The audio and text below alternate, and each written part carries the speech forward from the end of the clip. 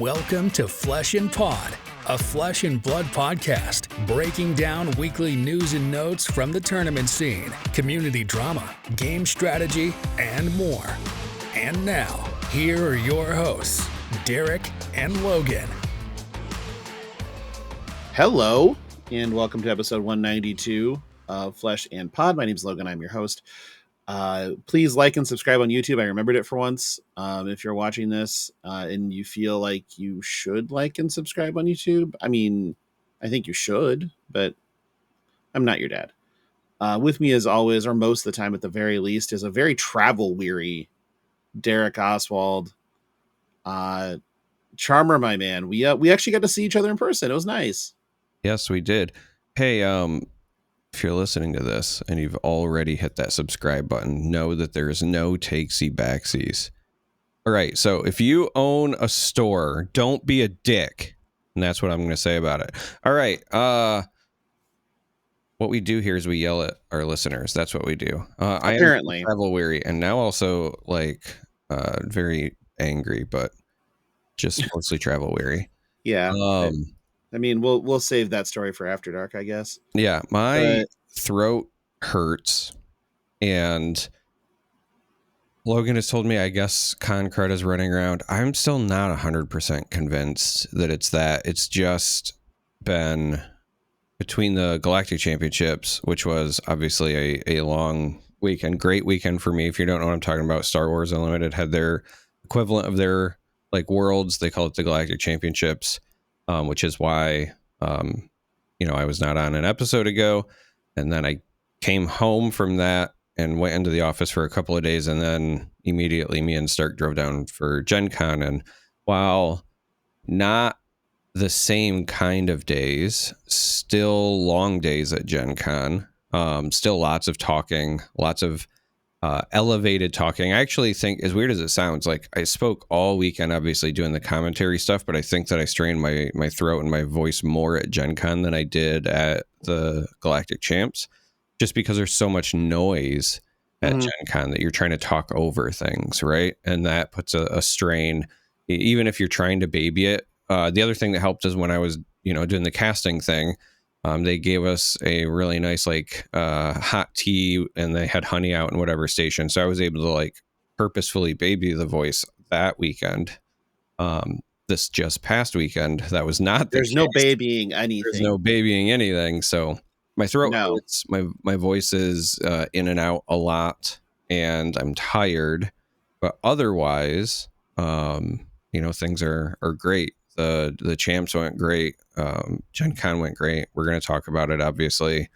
I got to play a lot of card games, including Flesh and Blood. I know the streak is over. I'm sorry, gang. So sad. We'll reset it. We'll start again. Start anew. But yeah, so but people don't realize about Gen Con because if they've been to other conventions, even some of the larger ones like Dragon or Origins, at Gen Con, the odds are you're putting between 3 and 5 miles of walking on your feet every day, and your nutrition and hydration is out the fucking window.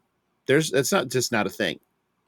And if you're me, which is a degenerate piece of shit, you then proceed back to wherever you're staying, in our case an Airbnb with 12 people in it, and drink all night while playing games, and go to sleep at 3 a.m, and then wake up at 6:30 to do it all again. So right, it takes a huge toll. And also in our case, it's an 8-hour drive back home on Sunday. So I tend to not do well in cars if I'm not the driver. So I just drive. So add in, the 16 hours of driving. My buddy Matt, who we took his car, he drove in the city, and the to and from the convention center. We have the parking and everything else down to a fucking science for Gen Con. We know exactly what lot we're going to. We pay the nice lady at the lot for the entire week up front. She writes down, the license plate, and so that we always have a guaranteed spot in the same parking lot. It's $40 for all 4 days total, which $10 a day is absurdly cheap. Yeah. And so it's just like, we know exactly where we're going every time. We know what entrance we want to get to wherever the thing is we need to get to in time. And I think I fucked up this year a little bit because I think I packed the schedule too tight, but we'll get to that here shortly. But with 55,000 people around, you're probably going to get sick. Like, it's almost impossible not to. And because, we're in America where people are more concerned about, who's next to you in a bathroom than the fact that the person didn't wash their fucking hands. And, so I love the signs that I see on bathrooms that, have the male token, the female token, an alien, something else entirely. And it just says, I don't give a fuck what you are, who you are, or how you identify. Just wash your goddamn hands. I mean, did you see the one I posted? The smearing shit one? Yeah, I sure did. Down, yeah.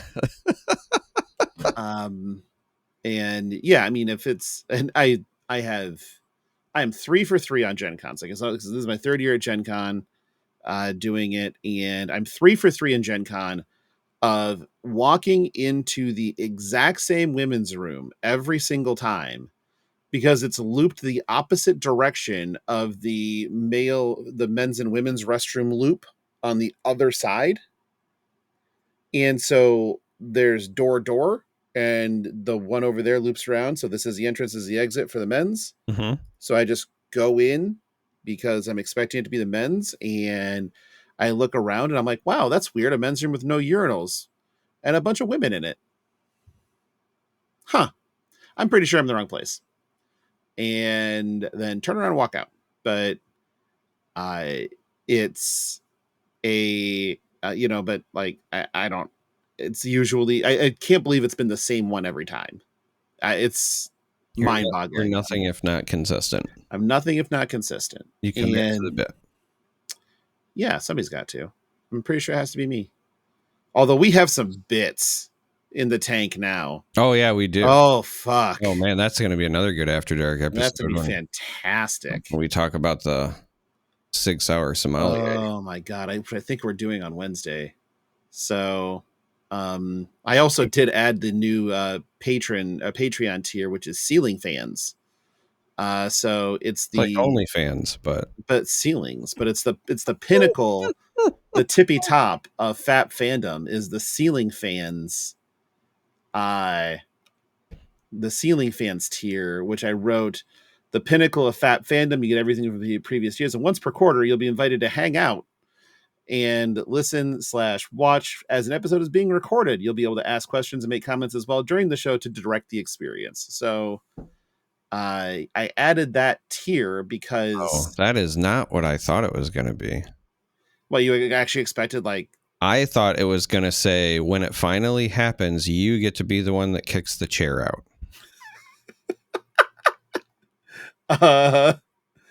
I think that's too much. I think that that is actually beyond it. I think that is just too much. So, gonna have to be a no for me, dog. Yeah, it was one of those kind of weekends, but it was definitely that kind of weekend. It was also a good weekend. Yeah, I had a lot of fun. There was some Flesh and Blood played at Gen Con. There were 2 ProQuest Pluses, but there were events running nonstop, and the booth was hopping the entire time. Both of them were. Yeah, and I got the opportunity to stop and talk to Alex Watkins and Trevor Baker, had organized play for LSS, and Brian Gottlieb, and then a bunch of our fans and friends like Sleep Coma and Jacob from Geeks First and Clark Jansen, and drove there with Dagan, so who cares? But I got to see Dagan. Rachel, Max Ferocity. I did not get to see her. I got to see her husband very briefly because I was like running to a scheduled thing, but I did not get to see her. She might be the only person from like no, that's not true. Clark was the other one. So I did not get to see Rachel or Clark, but most Or of Brian. the other, well, yeah, but I knew I was never going to run into him. He doesn't want to see me anyway. So Sure. I don't blame him. Well, Also, if you're listening, that's a joke. Brian is actually wonderful. It was just every time that I messaged him, usually it was like, hey, are you still around? Yeah. What booth are you at? And then I'd be at the wrong booth. And then the very last day I was like, hey, are you still around? And he was like, yeah, I'm still here. I was like, oh, I thought you were leaving early for some reason. And then he said he was at the booth. So again, I went to the wrong booth. And then when I go to the right booth, I run into Trevor, and Trevor's like, dude, you have the best timing. He just left like 5 minutes ago. Son of a. Also, Alex Alex Watkins has been a guest on this show, and we have interacted with him. Oh yeah, on a regular basis. Honestly, I mean, every time I go to a con that they're at, I try to say hi to him. He's a great guy. So, Darick, I'm going to let you take the mic on this one. Can you man. describe what happened? Yeah, I mean, I was just going to wait and make him tell it in his own words, but we can still do that too. So if you're a longtime listener, you know that I am very forgettable. People don't know who I am. They mispronounce my name, don't remember my name, whatever. And for a long time, Logan thought I was fucking with him, which I'm not. And then he got to see it in action, and then he grew more and more impressed. But this one was perhaps the pinnacle. So on Friday, I run into Alex at the booth that was in the play hall, and I was like, "Hey, like, how's it going? How's the show been so far?" And he was like, "Yeah, it's good, just really busy or whatever." And I say to him, I'm staring him right in the eyes. I say, "Hey, like, have you seen Logan yet?" He's like, "Yeah, I ran into Logan. We talked for a little bit. I think we're going to talk more." And then, I asked him something else, and it was very weird. Like, I couldn't tell if he was just doing it because the booth was busy, or if he just didn't understand why somebody was asking him the questions that I was. But like, he politely obliged, but like, it's just one of those things that you intuitively know, like when the conversation is like not going the way that you expect it to. So then later I run into him again. He's not at the booth, so he's a bit more approachable. He's actually across the way talking to Josh Massey. I assume he runs into them because they had talked about being at other cons together. So I assume he runs into him all the time. If you're not familiar, Josh Massey he's the head of organized play for Universes. In that company, he used to be the head of organized play and helped set up the initial framework for Star Wars Unlimited. But Alex used to work for FFG, so. and Alex used to work for FFG, so they know each other from there. And then before that, like, Josh did stuff for Pokemon. So like, Josh has done a bunch of organized play stuff. Whatever. Great guy. Kanan, enjoyer, fellow Rebels fan like myself. So he's over talking to Josh, and I was like, great, I can, two birds with one stone, say, hey, what's up? And I go over and I'm talking, and I was like, hey, show, still going well for you. Yeah. And then I said, hey, I know that, you've been busy because there was also San Diego Comic-Con recently and a bunch of other stuff. I was like, I know you've been busy, but if, did you talk to Logan more? And he said, yes, I had. I said, is the plan still sometime like probably 3 or 4 weeks to just get like a breakdown of, how the convention season has been, things you've learned from last time, etc. I didn't directly say it, but I was just going to be kind of curious about how the difference between like having Smash Palace this time around versus whatever. And then he goes, yeah, I'd love to be on your show. And, I just, I have a bunch of stuff coming up, but, and then he lists off like 2 things, and then he goes, and I know Flesh and Pod's going to want me to be on. And so I stopped like listening after that. I got to be honest, like, I blacked out. I was like, wait, he doesn't And I was like, you mean me? You mean my show? And then he stops and he looks at me, and then it was like something from like a Pixar movie, right? Where like it zooms in on the face and you can just see it wash over him, like, oh no. And then so he looks mortified, and then he starts laughing, and then he goes, and then he has the realization, he goes, wait, people forget you. That's the whole thing. No, I've done it. And then he goes through like a whole second phase of grieving because he remembered the bit. So yeah, I had two pretty much full conversations with Alex without him even knowing who I was. Who you were. When I was directly asking him about stuff for the show, mind you. Yeah. That's impressive. Like, and I told him, I was like, look, it happens to me all the time. Like, I'm not offended, but if I'm mad about anything, it's that Logan wasn't here to see this. And I did bring it up later with him, where I just walked by and I'm like, I heard you forgot who Charmer was. And he just busted out laughing. He's like, yeah, that was fucked. And I'm like, happens all the time. Yeah. There was Fab played at GenCon, though. Again, there were two ProQuests. There was the Classic Constructor one that was won by Michael Hamilton on Gravy Bones, and a Blitz one, which was 16 total players. Should have just played. But it was won by Easton Douglas on Terra. Who knew that Crown Shield was still good? Weird, right? Sorry, Crown Shield trigger Terra's ability to make a might token every turn. Right. Specifically, yeah. Mighty Crown of Seeds is still good. Yeah. So that was Easton took down the ProQuest plus the Blitz ProQuest plus. But the biggest hits on the weekend for Fab were definitely Smash Palace and Guardian Mastery Pack, or Mastery Pack Guardian, I guess. So let's start with Smash Palace. Now, this was a wild one for me because it's a multiplayer product in a game that historically multiplayer hasn't been very popular in. And it is more casual than anything else that's ever been put out there for consumption by LSS. And it was an absolute hit.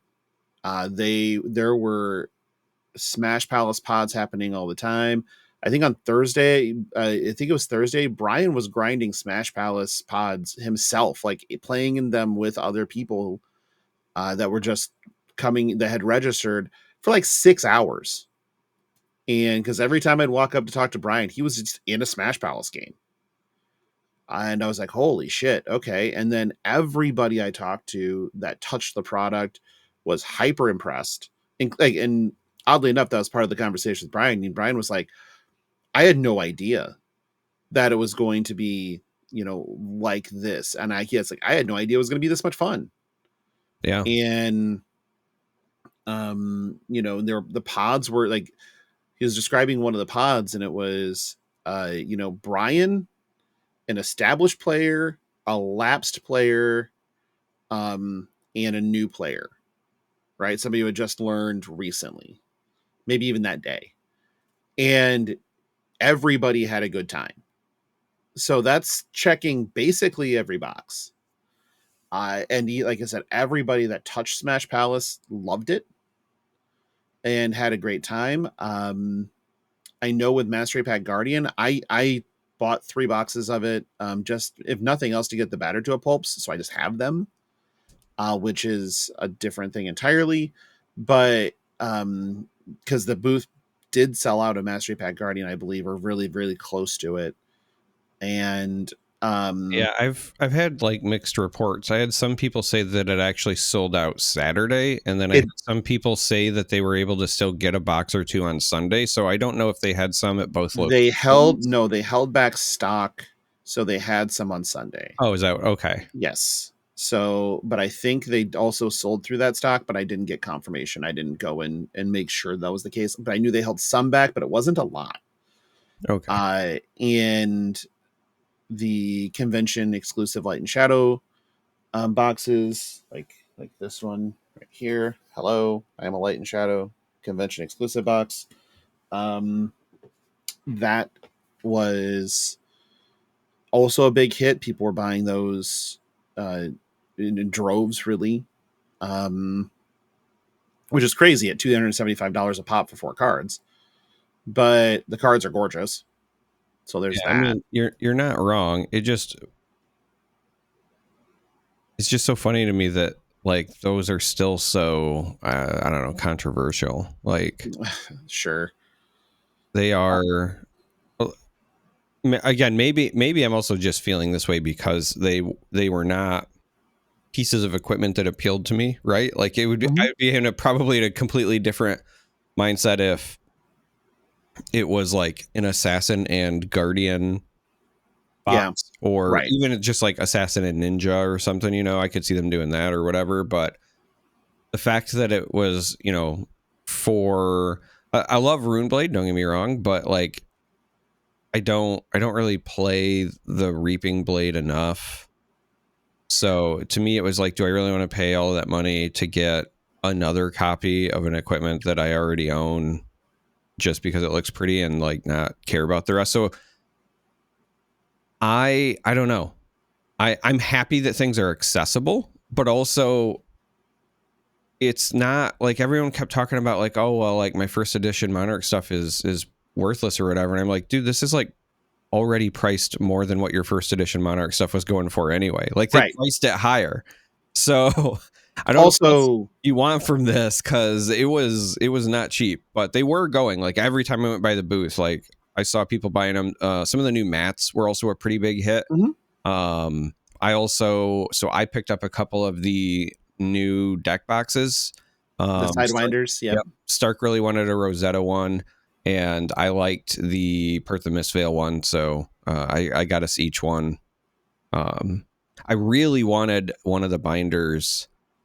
If I had any feedback, I feel like the binder pricing was just a hair too much, so I did not ultimately get one. They were 60? No, they were 70. 70. So that's just it, right? Like I own several of the like GameGenic zip binders, and those are like $30 or $40 if I get them from an LGS. And so it's almost like it either is, depending on whether I get it on sale or not, it either is or almost is double the price of what I pay for just like the normal one. And I still thought that the binder looked pretty, and I love the LSS branding. I just don't know that I love it enough to pay double is my problem. Like I want one, but that felt a little much, especially because the deck boxes I did not think were that much more like overpriced comparatively. Like the binder just felt like way out of the normal price range, but it did look good, and I do own one. Consider one. Yeah, they are nice. But I didn't know like because I had somebody bring it back from me from Osaka because I didn't know if they were going to keep doing them or if it was like a one-time thing or whatever. And I honestly don't know how much I paid for it. I probably paid 70. I have no clue. I just know that it's my promo binder. Yeah. So that was just it. I was gonna get one to use it for my either my promos or just like my general collector stuff, right? Like the artist proofs and all of that, whatever. Like I wanted to put it in something nice and just be like, hey, you know, do my Thor Ragnarok. Behold my stuff. Right, right. Or if you were Elaine, you would just be able to put all of your spoiler cards in it. For fuck's sake. Hey, I could still do the same thing. Yeah, all one of them. Yeah. And spoiler card. Yeah, when it's a singular. In Mastery Pack Guardian, so when at the Airbnb I was popping Mastery Pack Guardian packs or wanted to pop the boxes I had. But I was like, you know what, my buddy Matt is here and he knows the basics of playing Flesh and Blood. He's never really done it. So let's just crack shuffle play a bit. It's a really good crack shuffle play. Yeah, it really is. And it was actually a lot of fun. We'll get to some other things about that here shortly. I felt like the funniest thing was Alex. Alex and I talked about this, I believe, on Saturday or Friday. I know it was Friday. And because I was like, hey, do you guys still have the hats if I buy stuff? And he's like, no. But he's like, I was so shocked because we brought cases of those stupid fucking hats. and they took up so much room. And I kept looking at them and going, why the fuck did we bring so many goddamn hats? And we ran out on Thursday. I was like, great. But they did do, because like a lot of times at cons like this, when they run out of like the freebie or whatever, they'll just say, oops, out. But LSS actually did a solid. And if you would have qualified to receive the hat, instead they threw in a set of the keychains. So the Romping Club, the Nebula Blade, and the Anothos, which in all transparency, I would rather have those. Them be heavy. Them be heavy. They're heavy. When somebody handed me the Anothos, Dom did. Well, right. I wasn't okay. You can call him out. Anyway, some people like to be anonymous. Anyway, when Dom handed me the Anothos, it was heavy, and I was immediately thinking like, I need a little mini gavel for it, right? I need something to hit, something to strike. Judge Bravo sounds like a channel, or it sounds like a show on the channel. On Bravo. Yeah, actually, kind of does. Yeah. And then that again, I thought the presence was great. The booth was great. It was really funny because of how fucking busy the thing was on Thursday. I came back and was talking to Trevor like a bit later on Thursday, and I was like, wow, did you guys shrink the booth footprint? And he's like, no, there just isn't a line wrapping around it twice now. I was like, oh yeah, right, yeah, that makes sense. There's just not a wall of humanity. I realize that. So if you're not familiar, they had two spots in GenCon. So they have one booth that's in what's essentially like the play area, where a bunch of like exhibit hall. Yep. And well, is that? Well, that's it. Yeah, because the other one's the vendor hall. Is it I always thought the other one was the exhibit hall, and then games hall. I don't know. I always call it the play area, because there's basically at Gen Con, there's like two designated areas with a bunch of tables for people to like actually play games. So there's the one that I just think of as like the play area. I don't know if it actually has an official name. It might just be another exhibit hall, because everything is exhibit halls in the convention center. Well, yeah, it's exhibit hall A, exhibit hall D. Right. So like, I just think of that as like the play area. And then there's like the exhibit halls where you have traditional booths set up, and there are still like spots for people to demo games there, but it's not the same as the play area. And then technically, if you're not aware, even if you have been, because some people I talked to, they're like, I didn't even know they did this. There is a ton of tables in Lucas Oil Stadium as well. They on the field. Yep. Run tournaments on the field down there. That's where True Dungeon is. All of the like stuff is visible from the top of the bleachers when you walk in, which is kind of cool. They do have some of the stadium like food stuff open and whatever, and it's actually kind of nice. Like, you can go in, it's air conditioned seating and just chill. But anyway, so the LSS had a booth in what I describe as like the play area, and then they had one in the traditional exhibit halls. And the traditional exhibit hall one, I had the same thought on Sunday when I walked up to it. I was like, oh, did they like start tearing down early? This looks different. But no, it was just that it was the first time all weekend I had walked past it, and there wasn't like a massive, just like a line of people. Mm-hmm. Yep. They definitely were doing well on both sides. The Learn to Play areas were, again, I love their booth setup for Learn to Play. It makes a ton of sense. And they've made some improvements on it. It is a very, very good setup. It's doesn't take up a ton of space. They're able to get people in and out and through it, quickly, but without like short shrift, making sure that people are getting the experience that they want out of it and learning the game a bit. So yeah, just kind of A+ work there.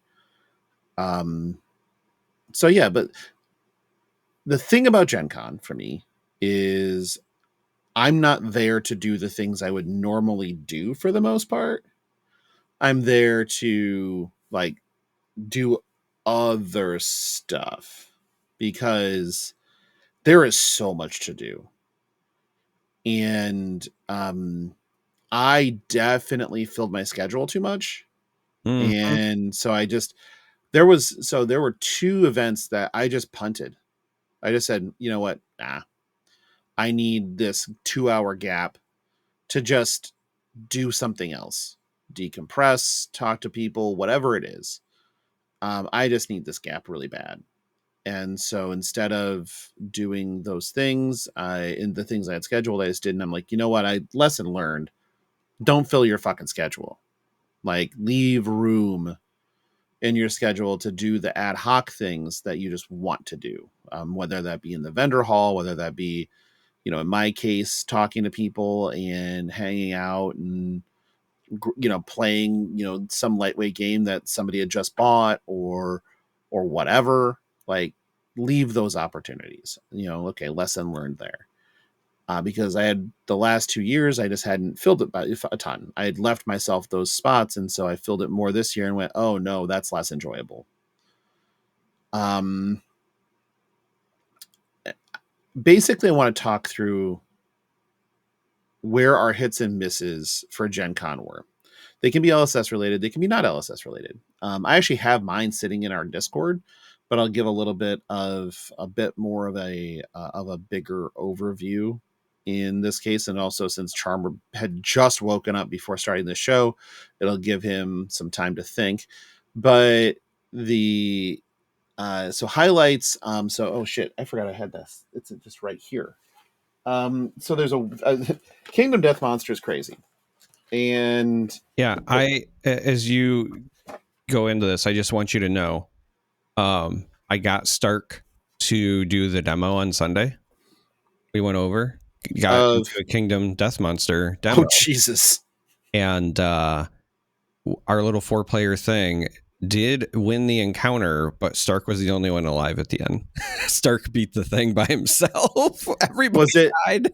Was it at Team Death or was it one of the other ones? It was just the White Lion encounter, and it was like the main Kingdom Death Monster booth, like in the exhibit hall. But there's okay. So is the yeah, okay. So it wasn't one that you could get coins off of. No. This was just like we had some time, like you said, like leave yourself time to do the thing. And we walked by, and I was showing him the really cool like miniatures design. Yeah. Because if you're not familiar, like the design of the miniatures really is like cool apocalyptic horror, like in the best of ways. It is not just like, oh, it's another like Geiger ripoff thing. Like, they're really unique monster designs. So I was showing them to Stark, and then he just had an opening. I was like, do you want to give it a try? Logan loves the game. And then that sold him on it. So he's hooked. It is it's my favorite board game. Demo. Yeah, it's so good. And so what happens is you do these cinematic encounters, which are a preset group of survivors with preset gear, and pre-statted against a level X version of a boss monster that hasn't come out yet. And so you don't know how the fucking thing works ahead of time, and you are guessing at what their shit does. So they reward you though, and they'll have a member of Team Death, which are the Kingdom Death people, like employee people, walking around who will fuck with the game state while you're playing. Because why not? Right. And he'll often do it in ways that are just like, he'll pick one person out and make them say, I will give you this boon if you fuck everybody else. And it goes from there. It's like one of them was he walks over and he puts 2 traits on top of the table. He says, one of these is a good thing. One of these is a bad thing. If you want the good thing, you also take the bad thing. I will tell you right now, the good thing has no impact on the game you're currently playing. But the bad thing has a big impact on the game you're currently playing. And everybody at the table is like, fuck it, we ball. And we flip the good thing or the bad thing, and it's real bad. And it's like, oh, that's not ideal. And then we flip the good thing, and there are red stripe rare pieces of gear. Your gear are just little cards, but these are just not printed and put in sets. The only way to get them is to obtain these coins right here. I have coin. And then turn them in for those pieces of gear. And that's the only way you can ever get them. And so it was like, oh shit, now we have to win. And so everything, because normally in those encounters, everything is real copacetic and hug it out, and everybody's real happy about their lives and everybody's friends until you get down to the last few shots. Because the person that deals the killing blow gets the coin. And as I said, the coins are redeemable for stuff you can't get otherwise. However, now the math has changed. Because we have to win. Because by winning, now it opens up that we just get this thing and the coin. So to have a shot at this thing, which I think costs 3 coins, the person with the best shot at killing the monster, full stop, needs to be the one that kills it, which happened to be the character I was playing. So I got to murk the monster. I rolled an 8 out of 10 to get the gear, but somebody got me with a 9. Oh, well, I didn't double up. But it was a lot of fun. Hats off because the encounter was great. So that was one of my highlights, is I finally, got a king's coin. I've never had one before. This is my first one. And they are not easy to obtain. There's another one. So I was really looking forward because I'd read about this game called Emerald Skulls. And I'd read the short synopsis on it, and I was really looking forward to this game. It was my first thing scheduled after a True Dungeon, Thursday morning at GenCon.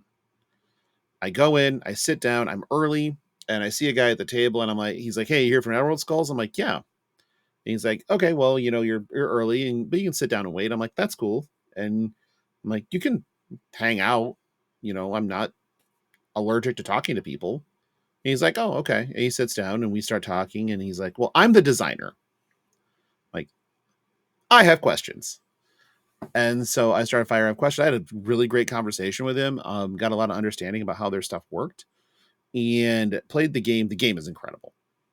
It is, you're playing effectively ship captain crew on your turn, and everybody else is gambling on your results while you play ship captain crew. And then pass the dice. There's a pool of money. When the pool of money is gone, the game ends. You count it up. That's the game. But it's some degen shit. I was going to say, so you love it then? Oh yeah. Oh yeah. This is my jam. Gambling.game. Gambling.game is just exactly where I need to be living. I played How to Save the World, which is a Euro game, and I typically don't like Euro games because of how kind of sweaty and unclear they can be at times. But How to Save the World, really, like, once you got the core conceit of the game, moves fast and is fairly easy to understand. So I was like, okay, this one I'm okay with. So it's just worker placement type stuff and a little bit of card economy, a little bit of deck building, but pretty easy to understand, unlike the game Tea Party, which was every Euro game you've ever seen in your fucking life jammed into one box with an amalgamated rule set that makes no sense. True Dungeons, I do love True Dungeon. And did 2 of them. The second one I did, what Raid on Raven's Hold, was actually excellent. I got to talk shit to an animatronic hill giant. I got to walk up to I walked up to this, because the room masters will fuck with you if you let them.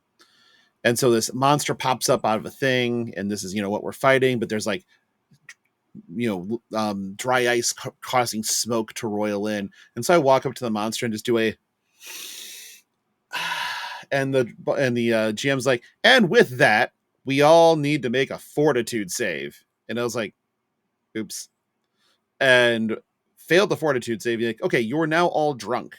So when you're doing your monster combat, which is sliding pucks on a shuffleboard at a monster, he's like, you have to use your non-dominant hand, palms only, looking at the ceiling. Good fucking luck. And I was just like, sorry, oops. That's on me. That's on me. But it was a lot of fun. I really enjoyed that. There were some lows. I'm going to leave those alone for the most part. If people want to pop in the Discord and read and talk about them, feel free. We will move to the incompletes though, because some of this is relevant to what Derek's going to talk about. I'm pretty sure. The first incomplete is Riftbound for me. It is Altered plus Star Wars Unlimited plus Lorcana. That's the game. And I don't particularly love any of those games. Swoo probably being the one I like the most. But this kind of felt like it hit good notes on all of them. There's good innovation to the game. But I don't... So it's funny because like I saw your description of that, and while I fully understand how you arrived at that analysis, it's far different from mine. So I like to describe the game as the Decipher Star Wars game for kids. Yeah, I could see that. You pick a location, your opponent picks the location, but you don't add locations.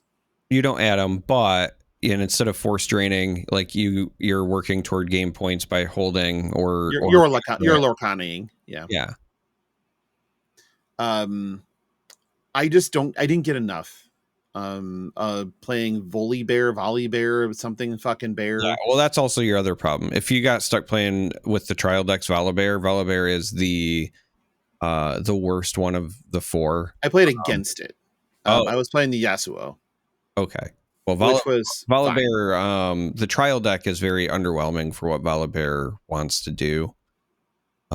If you've had the pleasure of playing more traditional, I suspect anyway, what the deck is meant to do, then it ends up being a lot of fun. But they didn't put some of that stuff in the trial deck because it's a bit more complicated. I don't think it would have been too complicated for some players, but it just kind of like messes with the timing and resolution of certain things. Because there's this card called Dazzling Aurora. It's a gear in the game, and when you play it at the end of your turn, you just reveal cards from the top of your deck till you find a unit and then play the unit for free. Oh. And some of the units obviously do things when they come into play and whatever. And then like if you're trying to learn the game and you're not understanding how the showdowns work or whatever, I can understand why they wanted to dodge that. But that's like literally the best Volibear card because it allows you to like... There's some units that when you play them, if you want, you can play them in an occupied location. So even though it's the end of the turn, you're just like, well, we're starting a brand new fight, baby. Let's go. Right off the top, blind. Blind flipping. Yep. So, and I really thought that, I thought it was really cool that with Riftbound that if you did a demo, they gave you demo decks to take home for people. So I think that's nice. So it's still an incomplete for me because I think that once you hit some more intricacies in constructing the rune decks, intricacies when you're constructing, the decks themselves, playing around with the recycle, like the tuck mechanic, I think that there's a lot of good that can come from it. There's also a lot of exploit that can come from it. Yeah. And so I'm interested in where they go with it and how they treat it, with Lorcana. They just decided, well, we're just going to print everything into dust and let the chips fall where they may, which fine. I mean, if that's what you're doing, that's what you're doing. But with specifically this set or with this demo, it just felt like I was missing something.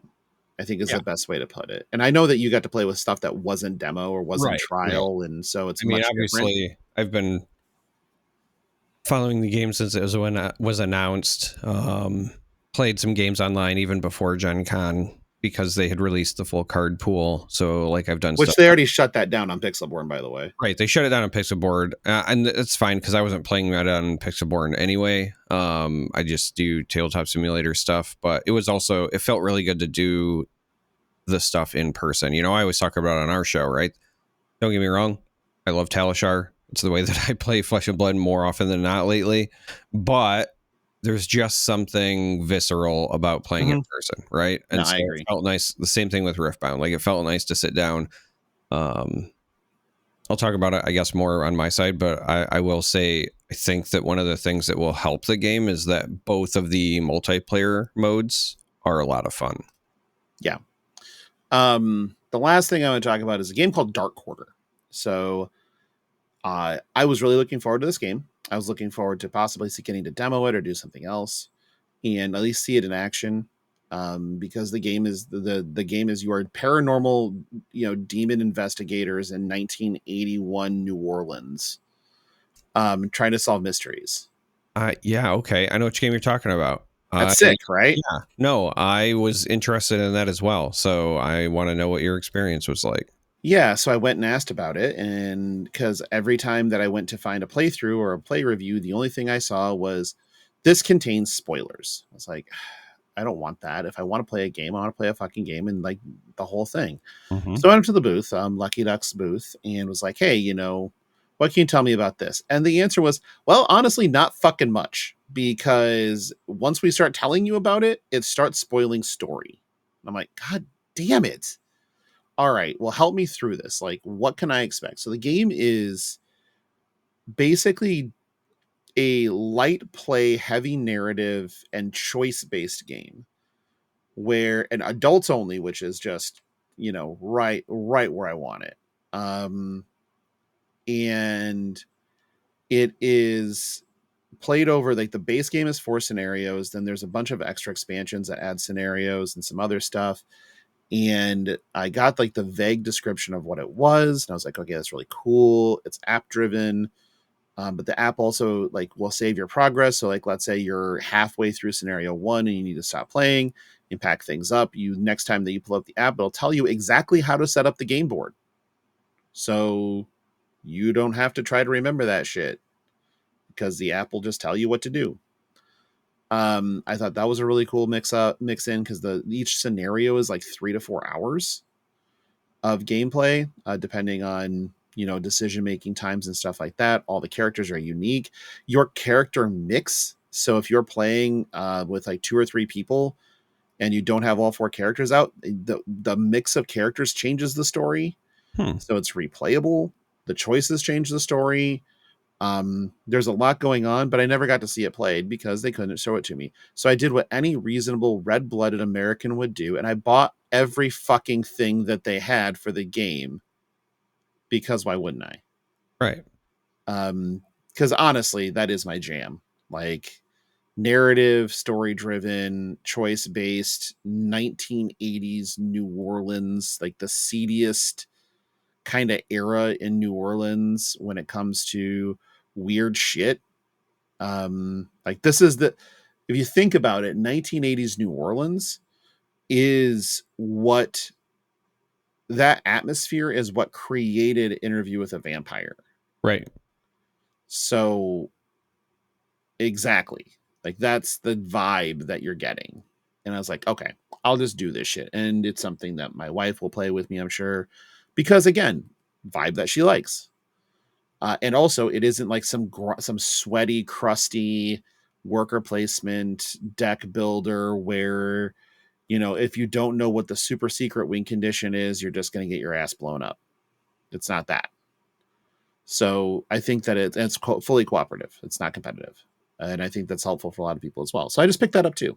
And then obviously I own a copy of Emerald Skulls because why wouldn't I? And I will be bringing it to events and we will be rolling bones. Darick, your turn. What's up? What did you see?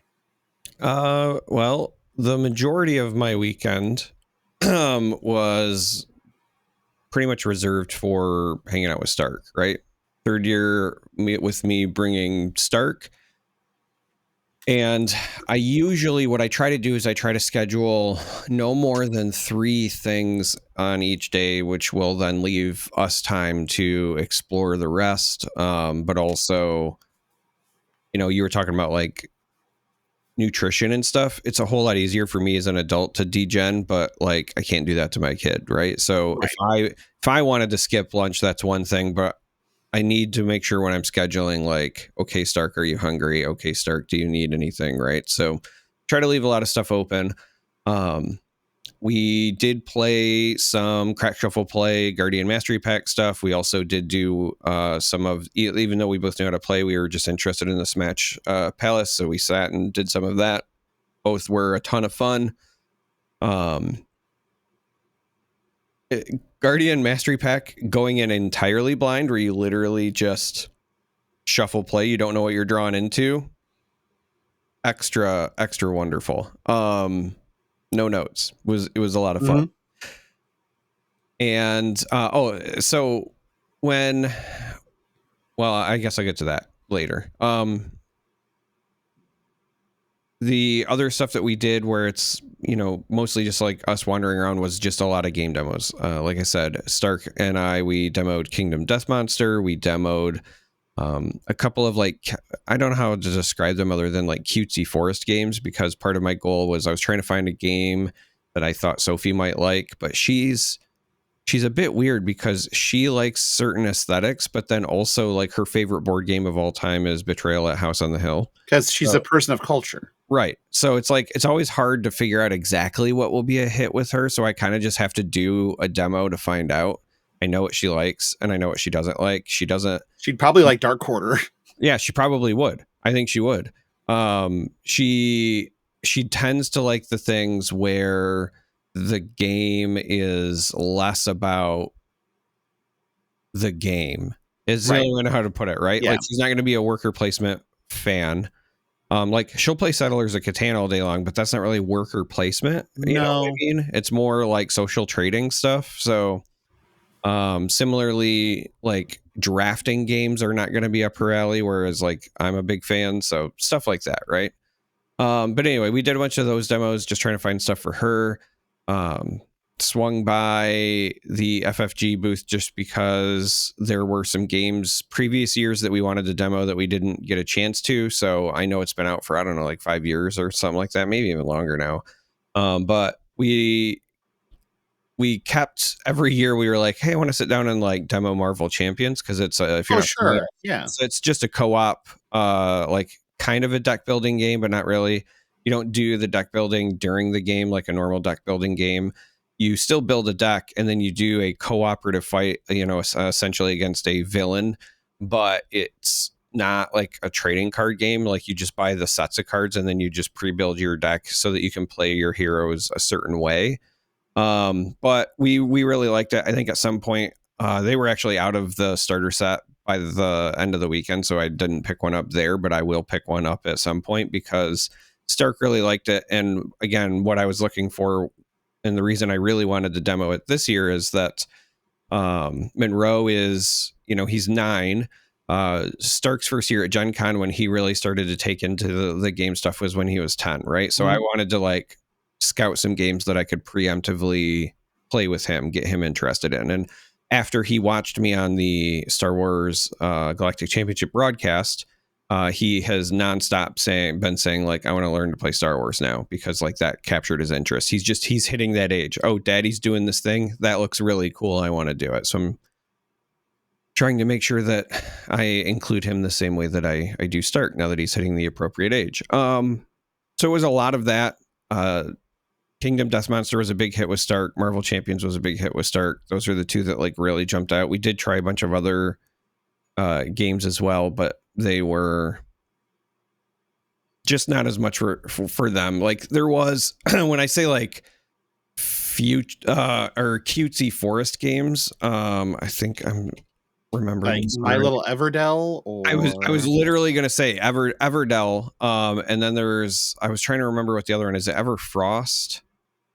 There's like 3 different versions of Everdell. Everdell's like there's Little Everdell, there's Everdell Duo. There's Everdell, but then there's like Everdell Junior type thing. Yeah, there's like a Frost version of Everdell as well. Sure. That's like more complicated, and that Everdell's complicated, right? Or maybe and long. Yeah, maybe. So they had like 3 different versions of like what I would describe as base Everdell that had slightly different themes, and one was like Everdell but slightly easier, and one was Everdell but like slightly more on steroids. And the one that was like slightly more on steroids actually appealed a lot to me. Like that's right up my alley. That's sweaty and crunchy. Yeah. Well, that's, I'm a Twilight Imperium kind of guy. So right. So I really like that, but didn't again pick it up just because I know that's a me thing, not a my family thing. So yeah, that's kind of what we did as far as like our wanderings. Now, what I was starting to say earlier and then stopped and said I'll get to it later. When I go to these things, I also schedule events for Stark and I to play together, but then I also try to do my best to schedule events because I cover a lot of card games, and so I want to make sure that I see people, have conversations, do those things. I did get to see some of the folks from FFG, talk Star Wars shop a little bit again, but this year was kind of nice because I kind of like when I ran into them, it was mostly just a like, how are you doing? How are you holding up? You must be tired thing, because I just saw them last week, and most of them literally just flew straight from Vegas to Indy for that. So it was kind of nice just because Gen Con's previous years, I had to like scramble to schedule interviews with them and fit into their schedule and do all this stuff. And this year it was just like, oh, hey, it's good to see you again, which is nice. It was kind of the same way it was for Flesh and Blood. Like I said, I did run into Trevor, ran into a bunch of players that I recognize. I, talked to Alex a couple of times. Who didn't know who you were. Right. So super successful, obviously. But I didn't have anything like truly scheduled with them. But that was also just kind of because it wasn't their first year there. So I also kind of knew what to expect this time around. So I just like weaved in when it was appropriate.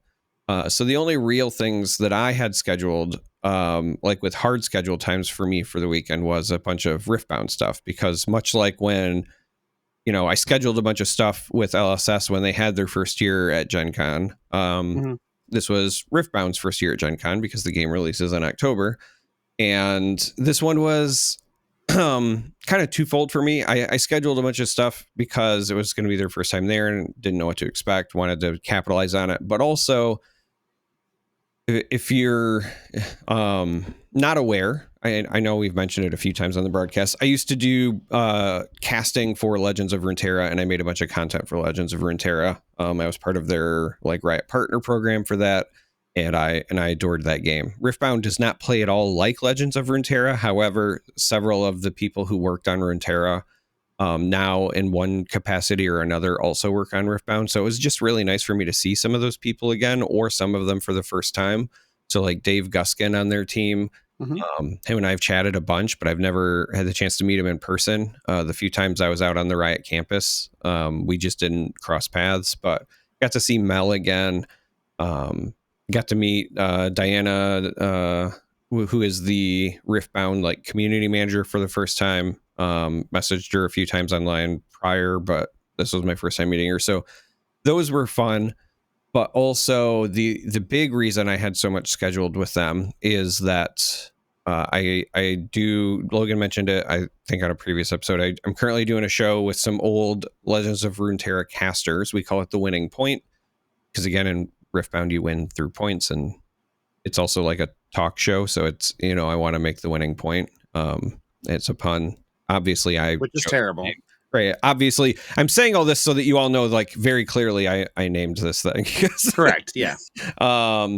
Anyway, Casanova Casts, my good friend, who is also a Flesh and Blood player, mind you, a very good one, was actually at Pro Tour Singapore. He's on a team with some other folks that performed very well there. But he is also on the show. He's also former Legends of Runeterra caster, and he was at Gen Con. And so when we found out, like, hey, there's going to be 2 of us there, like, we should get together and talk to the Riftbound devs. And so there was this content creator, like, mixer thing where we could demo the game on Thursday night. It was like off site, like they'd rented out a bar. So Cass and I, and then Main Deck Dan, who I had just casted the Galactic Championship with, was there. Cosmic, my good friend here from Michigan, who covers a bunch of like Bandai card games, but also he's the one who got me into Flesh and Blood. So shout out to Cosmic. He was there, and some other folks that I recognized as well. But I mentioned those because we all sat down there and we played the 4-player free-for-all multiplayer mode. And that was a lot of fun. That might have been the most fun I've had playing the game, if I'm being honest, because there's a ton of tension when you have... so standard in the game, when you play the game, there's 2 battlefields. There's 3 when you're playing multiplayer. And the extra battlefield creates additional tension, but also makes the win condition that much harder. So we got to this very tense end state where it was literally like, all right, it's my turn. I have to stop the person from the left of me from winning, rinse and repeat until something gives, right? Like it was a lot of fun. So that was a great way to kick things off. But then while we were there, they had let us know, hey, therethere's these like VIP time slots that we were going to have all weekend, and we're going to have cameras set up, because the way they had their play area set up was they had a bunch of cameras, and then they had TVs up so that as people walked by, they could also see people playing the game, right? So we signed up for a bunch of those. And so on the next day, Friday, I participated in a thing that was like a King of the Hill mode. So they started with Dave Guskin, one of the designers. He played against Cass, and then, winner stays. And then the only other rules, they had a bunch of like actual constructed decks there. And if you won, you had to use a different deck, right? So you ban your hero. Yeah. So Cass beat Dave, I beat Cass, and then I lost the next one. But the good news is, because they had the cameras going, they have let us know that they're going to be able to send us that video for content. And when we found that out, we were like, okay, well, what are your other time slots? So then the next day we scheduled a 2v2. So me and Cass played against Mel and Dave, so we could get that recording and also show off the 2v2 game mode, which has similarities to Two-Headed Giant, but it's not quite the same, because you still have individual turns. But that was also, I'm going to be honest, like that was also a lot of fun. That really got my brain going on deck building for the 2v2 mode specifically. That opens up a lot. And then the last day I just had like a one-on-one versus devs, and I recorded that. So I had my most scheduled stuff with them strictly because it was an opportunity that I could not replicate in the near future, right? I had, a podcast partner there, but also devs there, and also very high quality cameras and microphones and whatever, right? If LSS ever did something like that, then I would absolutely schedule Logan and I to go lose some games in Flesh and Blood as well, sort of thing, and then use it for content. But yeah, for me, overall, all the card games that I played, I had a wonderful time. I played in a draft and then one constructed event of Star Wars, both with Stark. We had a good time. Like I said, I played the Smash Palace stuff and Crack Shuffle Play with Stark. We had a great time. Played a bunch of Riftbound. Obviously, I just talked about that. I find that game very enjoyable. It is, like I said, I think of it as like Decipher's, Star Wars game for kids. The very quick overview, if you have no idea what I'm talking about, it's a League of Legends card game. And so it's based on skirmishes, essentially. They call them showdowns in the game, because if you've ever played League of Legends, it's like you go have a team fight, and then like if you win, you kill stuff to advance your game state. So in the game, you 1v1, first player to 8 points wins. But at the start of each game, each player reveals a battlefield, and the battlefields obviously have special text on them, just the same way locations did in Star Wars or Lord of the Rings, if you're coming from that Decipher game, and that changes things. Some of the battlefields even change the win conditions. There's one that means that you have to go one more point to win. There's also one where it's one less point to win, that sort of thing. There's one that if you hold it with a certain number of units for a full turn, you win the game. But anyway, so there's battlefields, and then it's you have a rune deck, which is your resources, as well as a main deck. The rune deck is actually separate. It's 12 cards, and you can build it ahead of time and tune it. That's your lands, basically. Yeah, it's essentially your lands, but it's not quite, because the resources in the game, it's there's an energy cost, which would be like a mana cost, but then there's what they call a power cost, where to pay the power cost, you take a rune of that color and you recycle it, which means puts it on the bottom of your rune deck. So it's not just like, oh, I pay the flat cost. Sometimes it also eats away at your actual top end of runes, which is a really neat resource mechanic, because it changes the way you evaluate certain cards. And the order you play them. Yeah, because there is no like play on curve when your curve isn't linear. Right. It's actually pretty neat. And then so other than that, I mean, it's pretty straightforward, right? Like you play units, and you can move the units to the battlefields, and that starts what's, the fight, what's called a showdown. If you win, you get a point. If you go a whole turn, so basically if it comes to the start of your turn and you still control a location, then you get a point.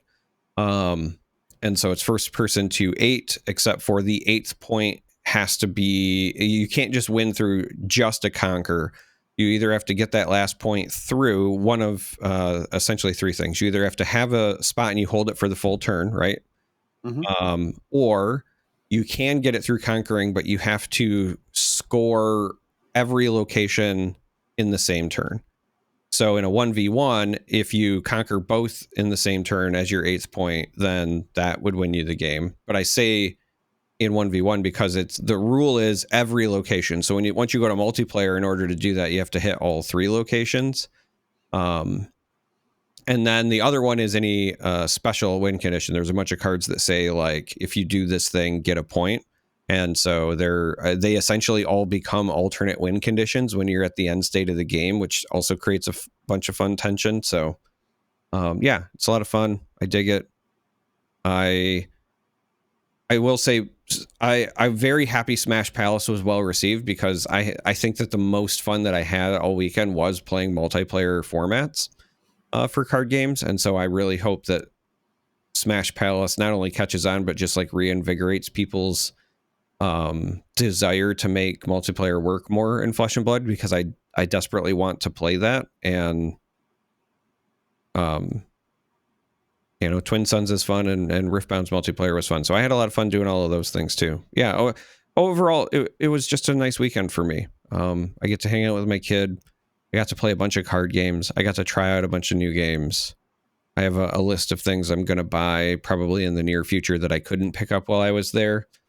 So, because, most of them were sold out, which again, like, great for them. Glad stuff is selling out. I do wonder, this year was a little bit weird because board games sell out at GenCon, but they don't usually sell out so early in the weekend. And there was a lot of places that were out early, and I think people brought less. There was a part of me that was wondering if it was people brought less, or if even if they did bring less, how intentional it was. I wonder if we're hitting the point where the tariff disruption has hit stock on hand just in general. Like I definitely had that thought, like, like this makes sense, There are 3 noticeable things with that I hit, and we'll move to listener questions after this and get back to Flesh and Blood. But the 3 things, I know, right? The 3 things I noticed. I want to be clear. I was booing listener questions. Damn. But there were 3 noticeable things. 1, boxes got smaller. The games often come in these giant, unwieldy motherfuckers of boxes, because they're also supposed to be a storage solution. And so they're designed to fit everything back in a certain way. I noticed those got smaller. So that means the components themselves probably also got smaller. I noticed that the box quality was lower. So the board game boxes are usually very thick and very sturdy because they're handling a lot of weight. There's a lot of shit in those boxes. And so they have to be able to hold up when they're shipped. They have to be hold up while they're moved off shelves to tables. They have to hold up when they're transported by people for game nights. Like, they are designed to be utility pieces. And then the last thing is the same thing you noticed. Stock was not the same. Places had less. Dire Wolf had a game out called Lightning Train that people really, really enjoyed. But they were out of it on Thursday afternoon, like for the convention. And another one that was like the game of the con, I guess, depending on how you see things, was Galactic Cruise, was also just like not readily available after Friday. Yeah. So, and typically, yeah, there are some games that would run out on a Friday, but usually it wasn't the game that ran out. Usually it was the promos that ran out. That they had certain numbers of like the con exclusive stuff that they allocated per day, but that wasn't what was happening. So I think the tariffs actually had a big part of it. I did talk to a couple of my friends who are game devs, and they didn't have a lot of polite things to say when it came to that kind of tariff economy.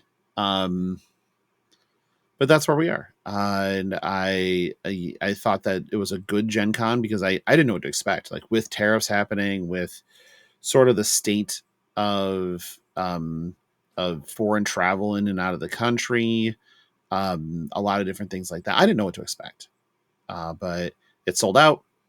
There was the normal throng of 55,000 nerds, me included. And there were game demos. It had all the normal stuff. It did not feel like a lesser Gen Con, which is kind of what I was worried about. Yeah. Okay, listener questions. I was thinking this was going to be a shorter show, and fucking here we are. Well, you let me talk, so I did. That's on me.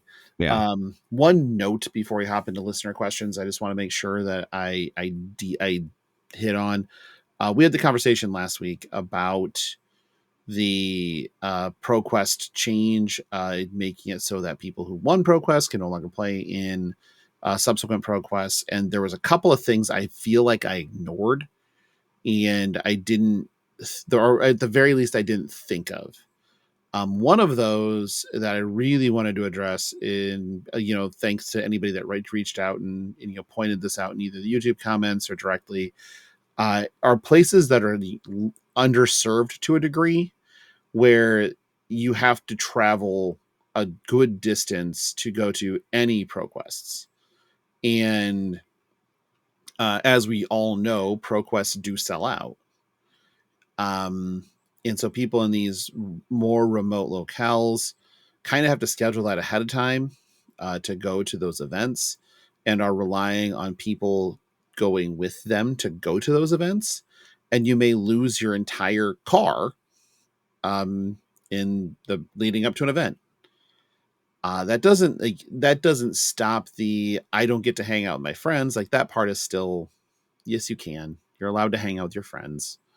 But you're not allowed to play the game. And some people, obviously pointed out, which again, sometimes it's really hard when you're parsing these things because you really only have your experience. But I feel like if we're listening, we can just keep learning to take other experiences into account. And in this case, it was brought up that, I wouldn't go drive 3 hours to a tournament on my own. And I also wouldn't drive 3 hours to a tournament that I couldn't play in because I really want to go play the game. Those are valid. And I think we missed that. Missed validating that thought and that experience. That doesn't mean there aren't bad actors out there that are only up in arms because they don't get to go farm gold foils. But I think that was overblown in our reaction, and we didn't take the time to address the other side of this well enough. I still think the real solution is just eliminate gold foils. or make it so you're just ineligible for the first prize if you won one. That way, people that want to play still play. And I think that that's okay. I think blocking is something that would happen regardless, so no big deal either way. So yeah, I think that I've evolved a little bit in the thinking on that, because hopefully we all have the ability to evolve our thinking as time goes on. So while I still think that this is probably better than the alternative, it isn't so obviously better than the alternative. Is basically where I'm going with this. So anybody that any toes I stepped on in the process of talking through that, sorry, wasn't trying to. It was more of a, I was trying to. well, you were trying to. I have but no it was fucking sympathy. I know. No, But I'm serious. You're trying to tell me you people have friends? Like, you people have time to play the game? More so, you have friends so good that multiple people in your car are going to qualify for ProQuests before some magical third or fourth or fifth, so that the car is now empty minus this one person in this made up scenario. Like, I'm sorry, if you have 4 friends and they're all qualifying for ProQuest, which, mind you, we're talking about like a couple hundred people, like, how big of a problem is this? How big of a problem? Also, you're trying to tell me you have 4 friends that all want to go to a tournament, but if you all qualify, you can't get together and just play with each other. Nothing's stopping you from playing the game. You just can't play in a sanctioned tournament. The game is fucking physical. Play the game if you want to play the game. I'm over here without the time to play the game at all. And I don't have the sympathy. I think that if you win something as a qualifier and you're now qualified, you should not try to qualify again. Full stop. Okay. I have no sense. So yes, I'm very happy that you are validating people's views and that you are not stepping on their toes, but I will absolutely step all the fuck over them, because again, there are still toes I'm stepping on. If you want to play the game, you can play the game.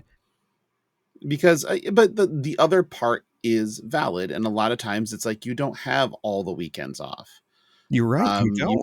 You don't. I know more than anybody what it's like to not. You don't have any weekends off to play the game. Like, I wish I had this problem. I wish I had friends that were good at the game and wanted to travel with me. And then all of a sudden, like, my 3 friends all qualified, so now I'm alone in my car. Right? Right, sure. But I mean, if your friends are literally Kevin Murphy and Mara Ferris, guess what? Yeah. You're losing 2 in 2 weeks. But that's the part I get is that. And my view is the same. Just take out the gold foils. People want to play, fucking play. Pass down the invite as far as you need to. Don't really care. But I think that's just the answer is, yeah, you have this shiny ass gold foil, but if you just remove that part of the incentive and pass down the invites, which is the thing that nominally when you're going to a qualifier, you should care the most about. My hot take is that they should just get rid of qualifiers.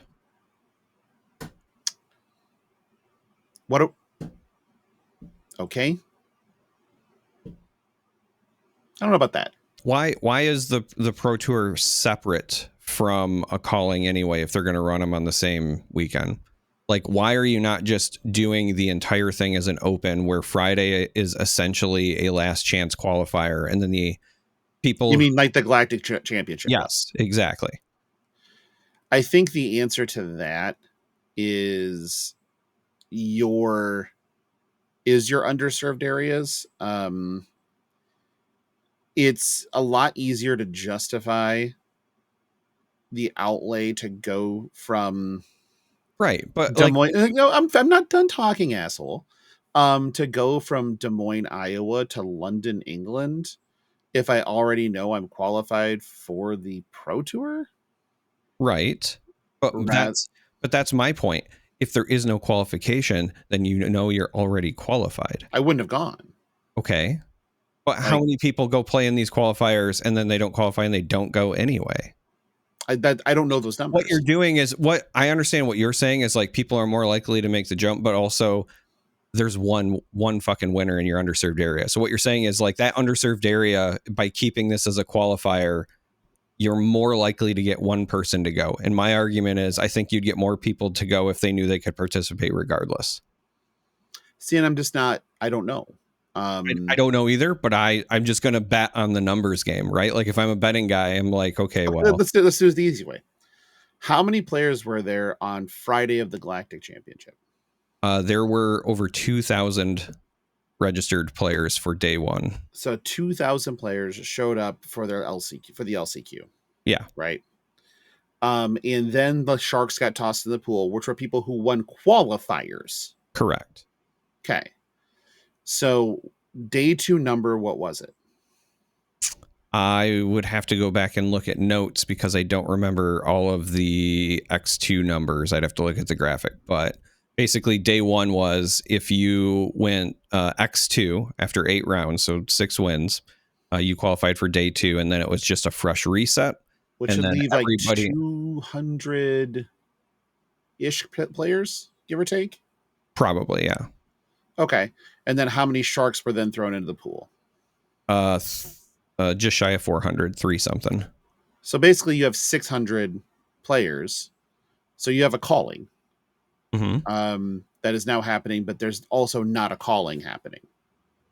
Well, no, so what they did for day 2 for the people who didn't make it was then they ran a qualifier for like the next season. So essentially so they ran a fucking Pro Quest. They didn't run a Grand Prix. They didn't run a calling. They ran a fucking Pro Quest. Sure. So, okay. My thing is that whatever they did worked because they had 3,400 people show up like unique for the event because it was an open. Sure. I mean, maybe that works out. I don't know. I know that Iowa actually traveled a lot of people there. Yeah. And we put 2 into day 2 and 1 into day 3, I think. But the Iowa people were doing well. But I get your point. Look, I said it was a hot take. I don't expect it was a hot take. I just firmly believe that like if you want to entice people to show up, then like you have to have the slot for them to show up. I think I'm more interested in this for Worlds, which is what the Galactic Championship was. I think I'm more interested in this for Worlds than I am for Pro Tours. Because I think if you're going to crown a true world champion, the PTI system, if you're going to use a PTI to just auto qualify you for day 2, that's fine. But having the Friday be legit an LCQ, I mean, it makes for a very long Sunday, but so be it, I guess. Or maybe you start on Thursday, which is even kind of harder. But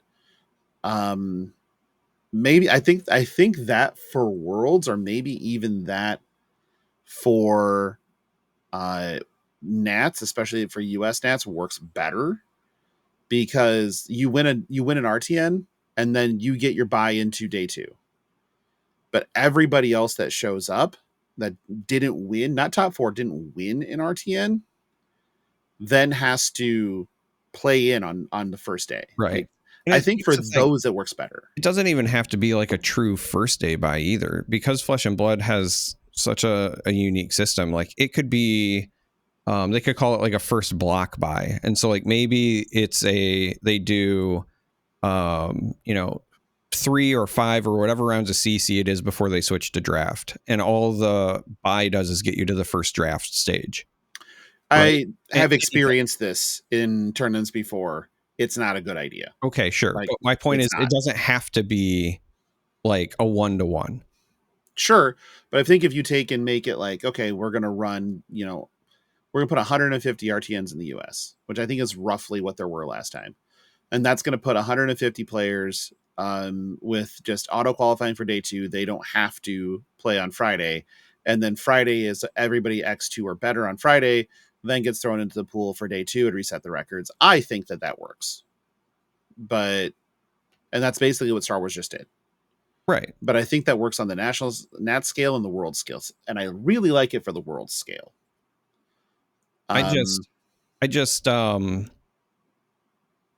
Again, I think that the biggest tension between, players and all of this just comes from the invite. Like, I know you're saying just get rid of gold foils, but the reality is that if they got rid of gold foils, I still don't think that it solves the problem, because you're still going to have complaints.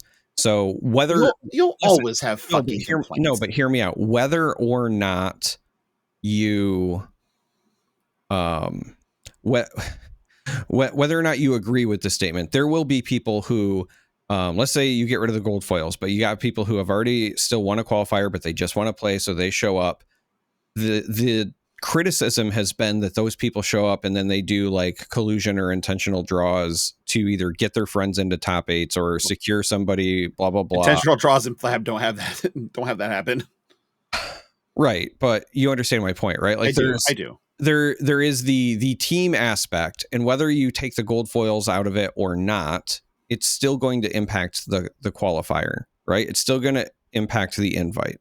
And so as long as the invite is just if the people who have already qualified are still able to affect the results of the invite, you will have people who would be like, well, I was on the bubble, and if they had, actually played, I might have had a shot to get in or whatever, right? Like, the feels bad experience for the folks that are not part of the traveling team of superstars will still be there, right? Potentially, yeah. I just don't think that addresses the main complaint. Sure. And yes, when I was running my heel bit earlier, because I'm just out to prove that I'm the bigger heel. I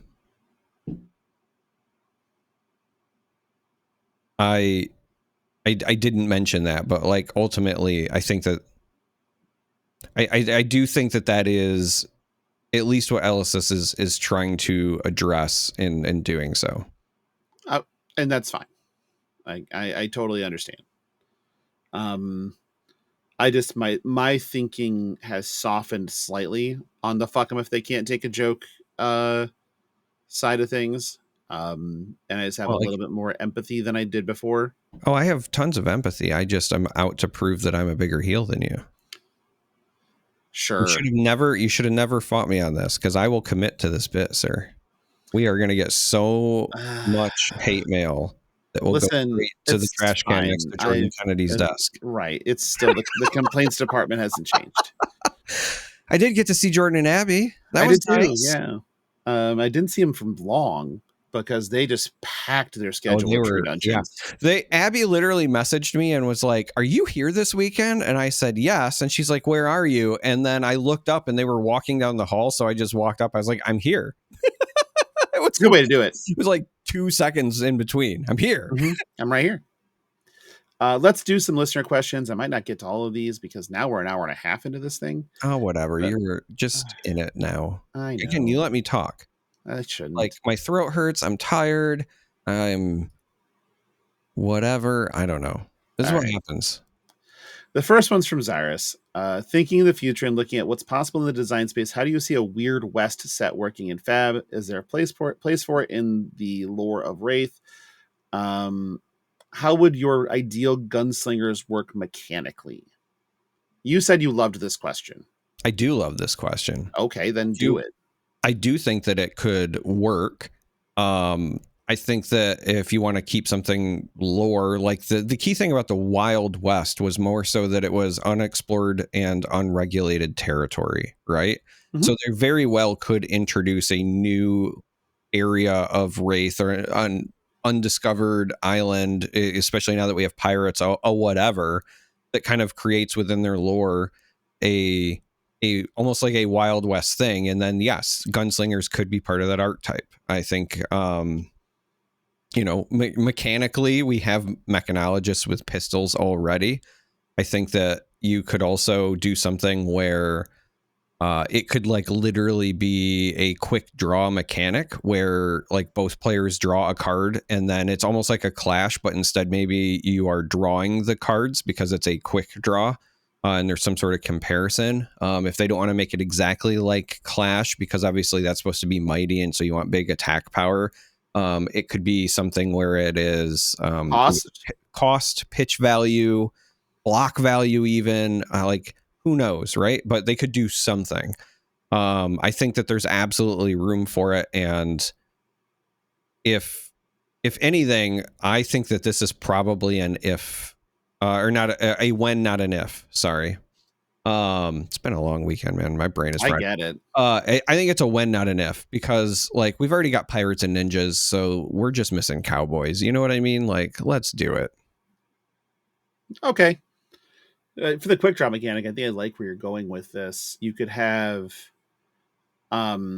it be cost plus block value, and then certain cards could have a keyword that added to that total, or something along those lines. Or like, I also like the idea of it just being cost, but then there might be, similar to the way that stealth just doesn't do anything on its own, it works with other things. There could be another mechanic that could just be like, fire or quick fire, or who knows. I'm, again, not in a mental state to name things, right? But like, it could just be something where if this is revealed as part of a quick draw, then like you get +2 value or something, right? And then that's just what it's there for, because we already have some of those cards for the clash mechanic, right? Where if this is revealed, create a might token or blah blah blah. So again, ham it up. Yeah, might as well.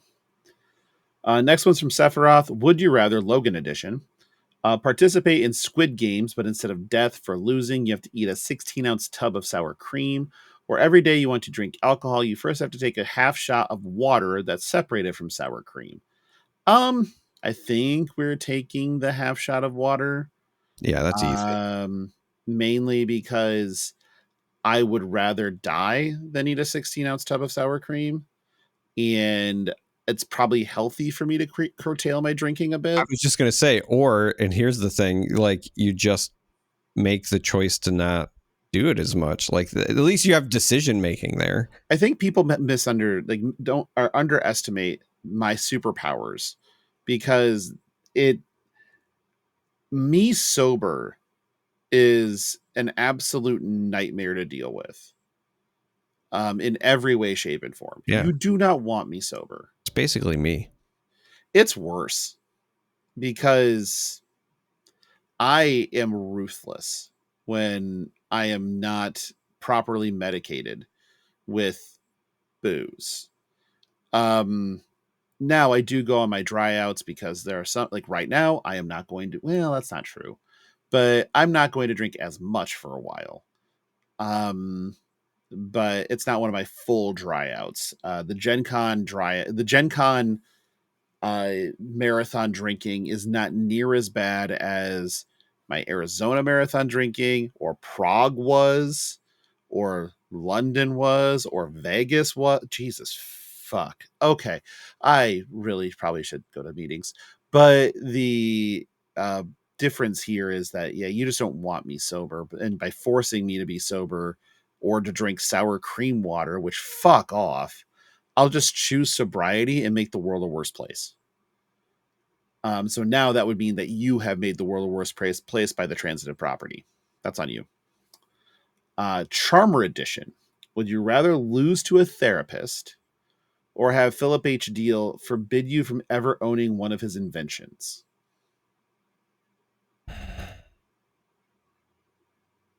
I think I would rather lose to a therapist. Really? Yeah. I hate losing more than I like winning, you know? Oh, yeah. I'm not going to say I've never lost in my life. And I guess if I'm going to pick something where I have to lose to it, oh no, like I finally have good mental health. Woe is me, you know?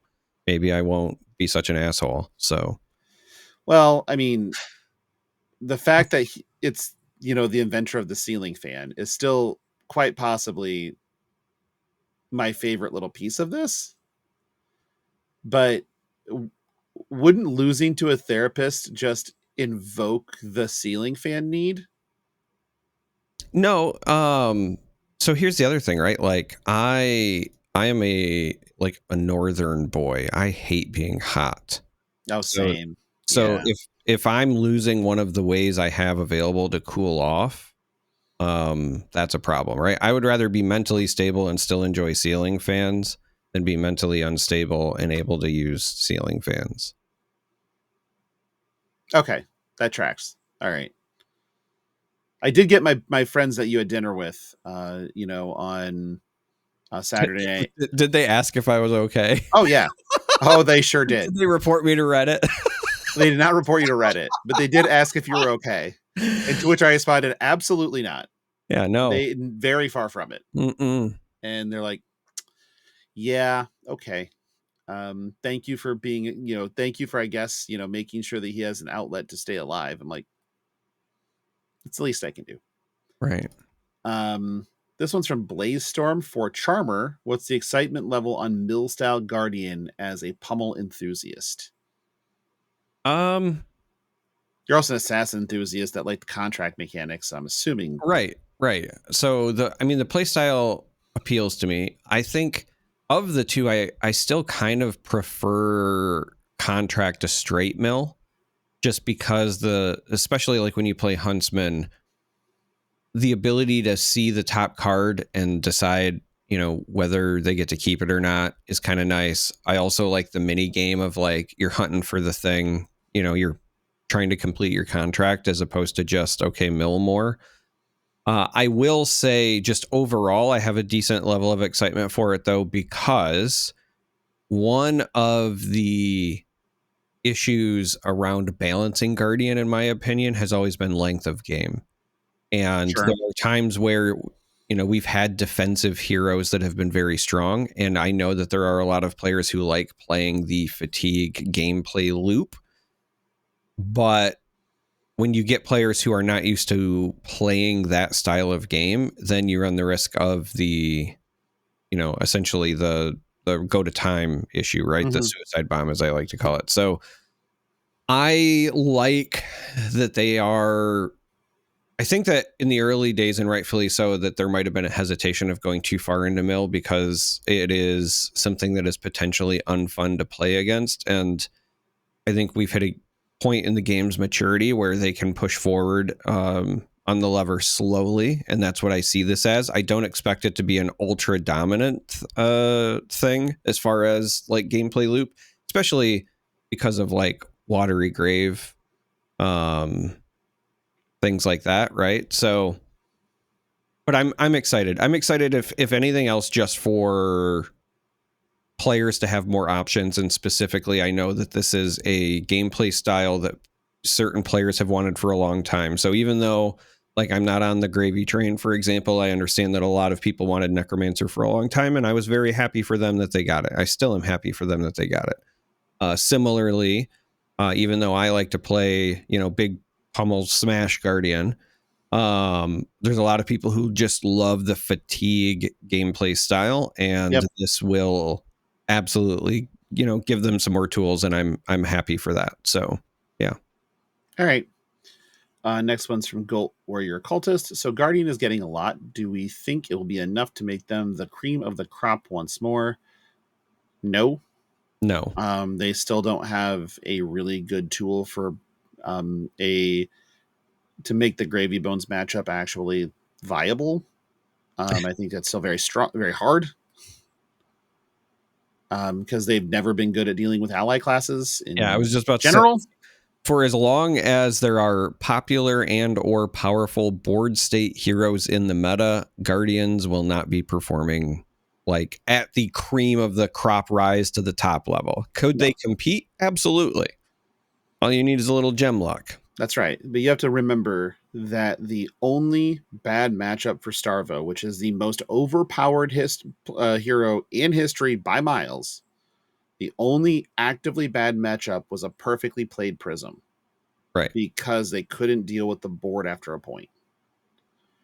And that was a Guardian that like had access to go again. Right. right? Like just as part of its hero ability. Theoretically attack 3 times with that deck. Yeah, and it was still struggling. Not enough. Again, had to be a perfectly played Prism. But if it was favored. This one's from Samurai JWL. Does LSS hate or fear Guardian? Mastery Pack Guardian as of now is less exciting as I learn more. Is it possible the purpose of Mastery Pack Guardian is an entry point, not a boost point for Guardian? Ignoring maybe one card revealed. I don't think they hate or fear Guardian. I think they realize that Guardian is probably the easiest class to understand and still be good. Without, that is not an aggressive class. It's much easier to look at the top left and you go, okay, that's my resource. The top right, that's how much it costs. The bottom left, that's how much it attacks for. And the bottom right, this is how much it blocks for. Which of these makes the most sense to me? How to use this card? 1, 2, 3, or 4. And I'm pretty sure, because you look at a red, it's like, well, that's not the proper use for it. You look at the bottom right and you go, maybe it's a 3. You look at the top right and you go, well, that's also a 3. So it only costs 1 card. You look at the bottom left, that's 7. So 2 card 7. And that's better than rate, especially if you blocked 6 the turn before. Your 4 cards were 13. That's above rate. And I think it's a little bit of column B in this one for an entry point, but I think there's also a lot of things that boost Guardian there. Like I was looking at somebody linked a picture of a list that Cale McCreath was working on, and it has a lot of Mastery Pack Guardian stuff in it. Because a lot of those the attacks in that set that are at common and and rare are really efficient. Like they're really fucking good. Yeah. So it's kind of can be back to the old block 6, send 7, block 6, send 7, type of gameplay. Sometimes those 7s have crush effects that matter. So they require 2 cards, then you get to hang on to more cards, and then you get to stack them up and then fuck them up. And I think that it definitely forwarded Guardian's game plan in general. It wasn't the most splashy thing in the world. Outside of the Marvels, those are very splashy. But so yeah, I think it's a little bit of both columns, honestly.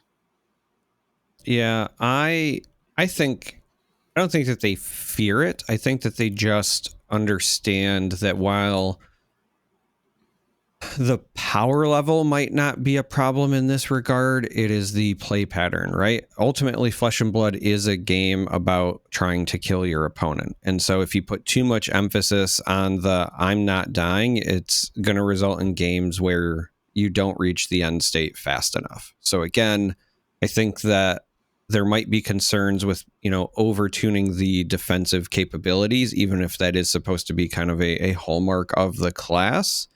But you also don't want it to just be like the big smash things, because that's kind of like the Brute's identity. So you have like this weird middle ground where it is both defensive and disruptive with, some tall attacks.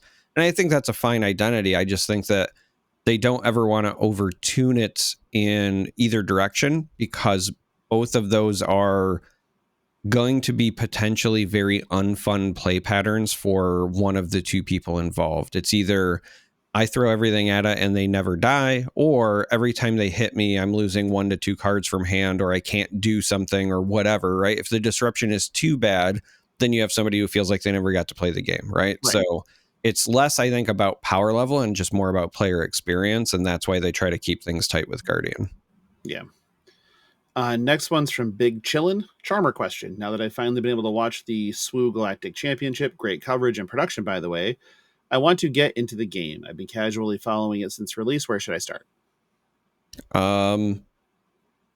Your local game store. Hopefully. Hopefully that's where you should start. If you are just wanting to learn the game, there's a ton of like really good how to play videos that exist. if you are wanting to get reps on the game and it's, outside of your local game store. But again, I highly encourage you to visit there first. There are tools like Talishar that exist. There is Petronaki and Karabast. Both of them, I think, are actually done by the same developer. It's just they have a slightly different interface.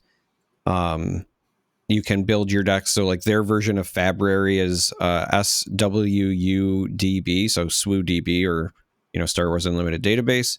You can build your decks there and import them over into the Karabast, very similar to Fabrary, over to Talishar, and then jam games. If you're looking for like content creator stuff, there's a bunch obviously in the space. I do a podcast with Doa, who is also on the commentary team. We do like news, and then sometimes we'll walk through deck builds. Sometimes we'll like at least once per set, we'll do a thing where we essentially like build a sealed deck together just to hopefully prep people for the pre-release, like that sort of thing.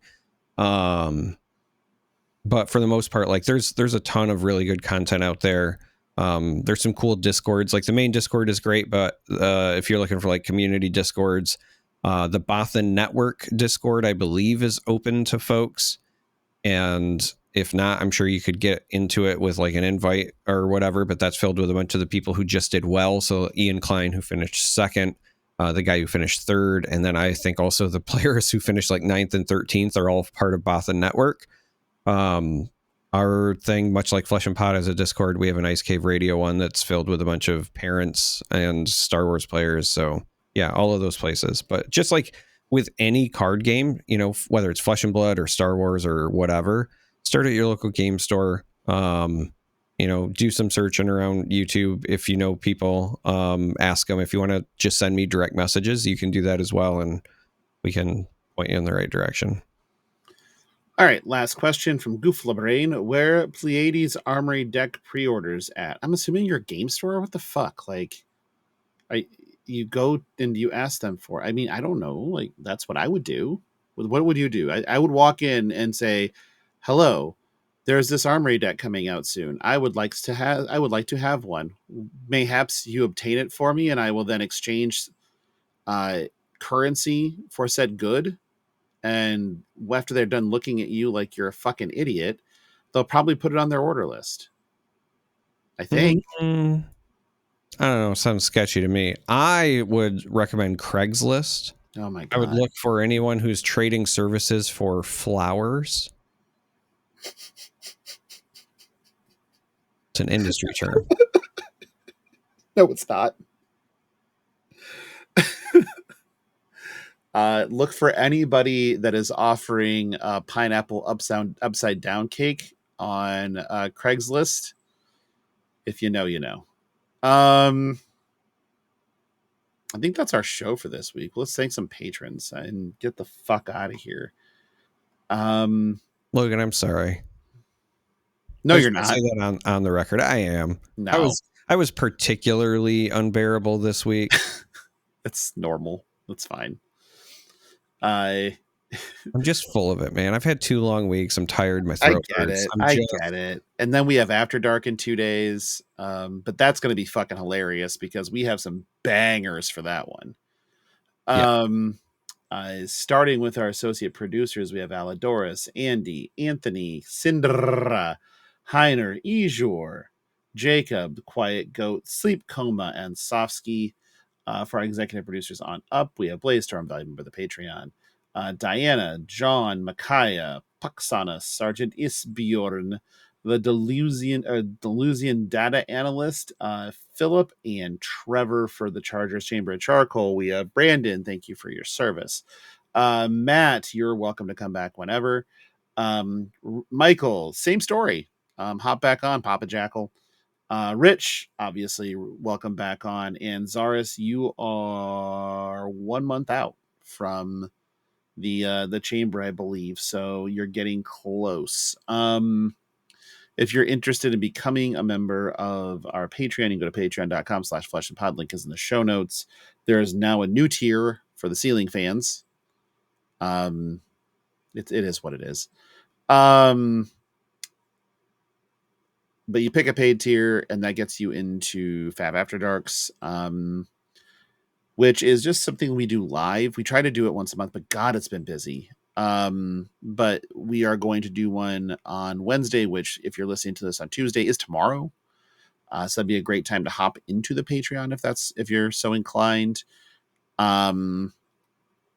If you need to reach the show, you can send us an email at fleshandpod@gmail.com. You can also find us on BlueSky. Just search Flesh and Pod. Best thing to do, join the Discord. It's free. Link is in the show notes. It's pretty fucking easy. You just click on the goddamn link. It pops you over. You just hop on in. You can choose some roles, so you can look at Kierkegaard's Corner, which has been on fire today, talking about healthcare in different countries and how, any rate, as well as like your Brews with Bravo drinking channel, and things like that. Channels that you should mute. There is the Chuckles with Charmer dad joke channel. You should definitely mute that one. I would mute actually, I'm just going to delete the Netrunner channel while I'm looking at it. And then you should probably also mute the Pickle Posse channel. There's really no reason unless you're really into pickle content. Actually, I have that one unmuted. All right. Darick, where can they find you? In the Discord's the best place to find me. Join the Flesh and Pod Discord. There's no reason not to at this point. Hit the subscribe button, join the Discord, mute every channel I'm in, and you will have a wonderful time. That's all the channels. All right, fair. Also BlueSky. That's the social media I use the most lately, just because it's nice to see a feed that's directly the things that I'm interested in instead of based on like an algorithm. Like I get to say, hey, I like this person. I want to see their stuff. And then I see their stuff and I don't like have to worry about it. It's beautiful. I do use other social media stuff, but for the most part, it's sparingly, or when I'm at big events or whatever, then I'll post some stuff over there. But yeah, BlueSky, otherwise Discord, Flesh and Pod Discord, join it. Yeah, that one. All right, well, that's our show for this week. Thank you all for putting up with it for the last 2 hours, I guess, and for the last 192 episodes. And yeah, we'll be here next week with, I don't know, will we actually have like anything to talk about next week? Is there any like events that are happening next week? What is the next like thing? Oh yeah, because next this weekend is Calling Auckland and Battlehard and Lucerne. So yeah, we're doing it. That'll be fun. And whose Discord is going off? Yours is. You dumb bastard. Oh, yeah. That's my bad. I forgot to change. See, I told you, dude, I'm so out of it today. You are so out of it. Okay, it's still going. Oh, I know. God. Well, because somebody woke up. I normally change it to just my chat mic instead of like my actual mixer thing coming through. And I also have notifications turned off for a lot of things, but somebody, actually it's Pastry from, speaking of winning point stuff, Pastry must have just got freed up on the West Coast and has decided to reply to all of the GenCon stuff. And now it's also one of my best friends calling me a fucking cunt. So, it is what it is, but fair enough. That's our show for this week, everybody. If you're going to be in After Dark, we'll talk to you then. Otherwise, we'll be back next week for 193. Have a great week. Bye.